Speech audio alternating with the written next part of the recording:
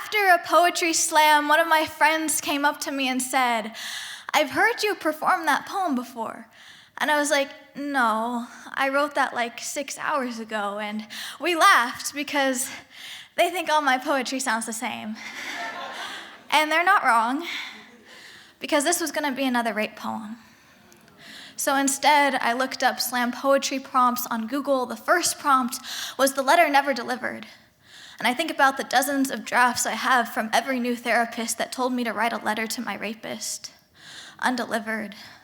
Letters carrying all the words I've left unsaid. Letters carrying more guilt than anger. Paper weighted down by apologies instead of "I hate you's." Letters that were supposed to heal this shame in this body, but instead gave me paper cuts and I watched as I bled out self-hate. The second prompt was "I'm sorry." And I think about every time I've apologized for taking up too much space.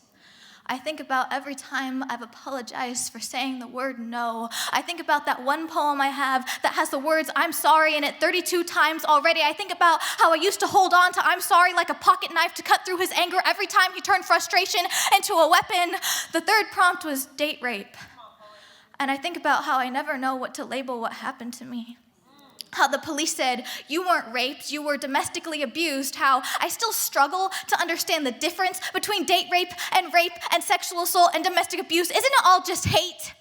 Isn't it all just hurt dressed up for legal purposes? Aren't you just wrapping up cruelty in a package to present to a court full of people who are also going to violate you, who are also going to pry another bone of self-esteem from your body when they tell you no? Isn't no what we've been saying this whole goddamn time?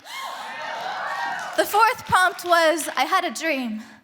And I think about how I dreamt of him every night, then woke up and sweat to realize it wasn't just a nightmare, that I'm living in a flashback. Can you even call this a flashback anymore? The fifth prompt was "the love I never had."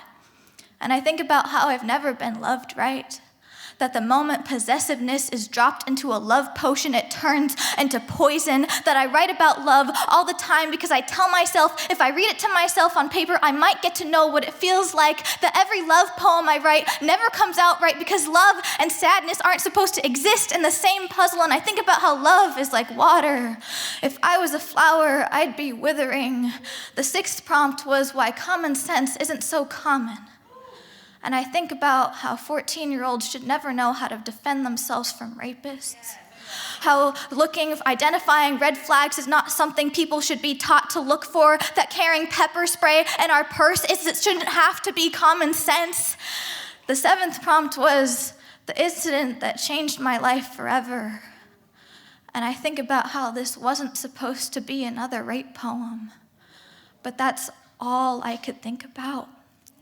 That's all I could think about.